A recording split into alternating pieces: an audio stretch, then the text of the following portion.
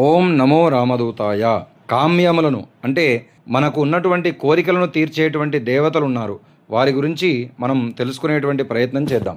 సనాతన ధర్మంలో కోరికలను బట్టి ఏ దేవతను ఆరాధన చేసుకోవాలో తెలిపే అత్యంత ప్రామాణికమైనటువంటి గ్రంథము శ్రీమద్ భాగవతం.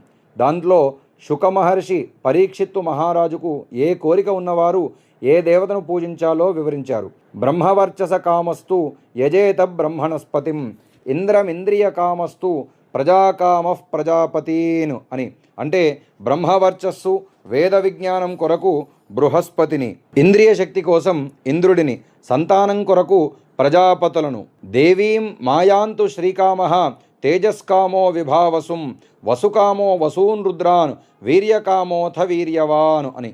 సంపద అంటే లక్ష్మి కొరకు మాయాదేవిని, దుర్గా లేదా మహాలక్ష్మి, తేజస్సు కొరకు అగ్నిదేవుడిని, ధనం కొరకు వసువులను, పరాక్రమం కొరకు రుద్రులను, అన్నకామస్తు అదితిం స్వర్గకామోదితే సుతాను రాజ్యకామో విశ్వాన్ దేవాన్ సాధ్యన్ సంసాధకో విషాం అని.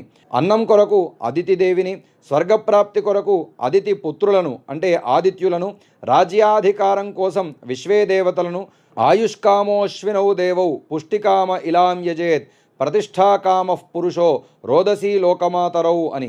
ఆయుష్యు కోసం అశ్వినీ దేవతలను, ఆరోగ్యం కోసం భూదేవిని, గౌరవము కీర్తి ప్రతిష్ఠ కొరకు భూమిని మరియు ఆకాశాన్ని పూజించాలి అని. రూపాభికామో గంధర్వాన్ స్త్రీకామోప్సర ఈప్సితా ఆధిపత్య పరసర్వాన్ యజేత పరమేష్ఠినం అంటే సౌందర్యం కొరకు గంధర్వులను, ఉత్తమ భార్య స్త్రీ కోసం అప్సరసలను, ఆధిపత్యం కోసం బ్రహ్మదేవుణ్ణి ఆరాధన చేయాలట. యజ్ఞకామో యజేద్ యజ్ఞం విద్యాకామస్తు గిరీశం దాంపత్యార్థ ఉమాందేవి ధర్మార్థ ఉత్తమం శ్లోకం అని. యజ్ఞఫలం కోసం యజ్ఞపురుషుడిని అంటే విష్ణుమూర్తిని, జ్ఞానము కొరకు పరమశివుడిని, దాంపత్య సుఖము కొరకు పార్వతీదేవిని ప్రార్థన చేసుకోవాలట. ధర్మము కోసం ఉత్తమ శ్లోకుడైనటువంటి మహావిష్ణువుని ఆరాధన చేసుకోవాలి. ఆ తర్వాత ఇవన్నీ లౌకికమైనటువంటి కోరికల కోసం చెప్పబడినవి. అయితే అదే భాగవతంలో శుకమహర్షి చివరగా ఒక అత్యున్నతమైనటువంటి వివరణ కూడా ఇచ్చాడు. అకామ సర్వకామోవా మోక్షకామ ఉదారధీహి తీవ్రేణ భక్తి యోగేన యజేత పురుషం పరం అని. నీకు ఏ కోరిక లేకపోయినా, అన్ని కోరికలు ఉన్నా లేదా మోక్షము కావాలనుకున్నా నీవు చేయవలసినటువంటి పని ఒకటే, పరమ పురుషుడైనటువంటి శ్రీకృష్ణ పరమాత్మను అనన్యమైనటువంటి భక్తితో ఆరాధించడమే అని. ఐశ్వర్యము మరియు సంపద కొరకు మహాలక్ష్మీదేవిని ఆరాధించాలి. ధనమగ్నిర్ధనం వాయు ధనం సూర్యో ధనం వసు ధనమింద్రో బృహస్పతి వరుణం ధనమశ్నుతే అని. అగ్ని, వాయువు, సూర్యుడు, వసువులు, ఇంద్రుడు, బృహస్పతి, వరుణుడు వీరందరూ కూడా లక్ష్మీ స్వరూపులే. సంపద కోసం ఈ దేవతలని ఆరాధన చేసుకోవాలి. శత్రునాశనము మరియు విజయం కోసం షణ్ముఖం పార్వతీపుత్రం క్రౌంచశైల విమర్దనం దేవసేనాపతిం దేవం స్కందం వందే శివాత్మజం అని. శత్రువులను జయించడానికి, ఆపదలు తొలగడానికి శివపుత్రుడైనటువంటి స్కందుడిని అంటే సుబ్రహ్మణ్య స్వామిని ధ్యానం చేసుకోవాలి. మోక్షము మరియు జ్ఞానం కొరకు దక్షిణామూర్తి శివుడు హయగ్రీవుడిని ఆరాధన చేసుకోవాలట.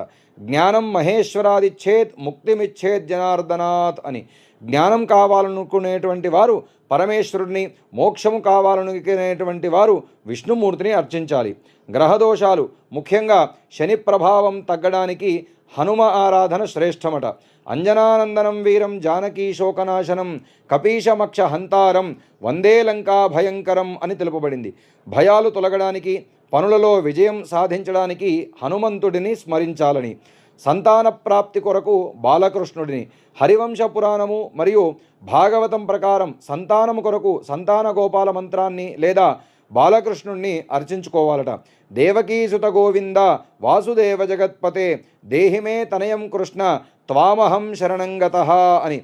సంతానం కోరుకునేటువంటి వారు శ్రీకృష్ణ పరమాత్మని శరణు వేడితే తప్పకుండా కలగించేట్టుగా అనుగ్రహిస్తాడట.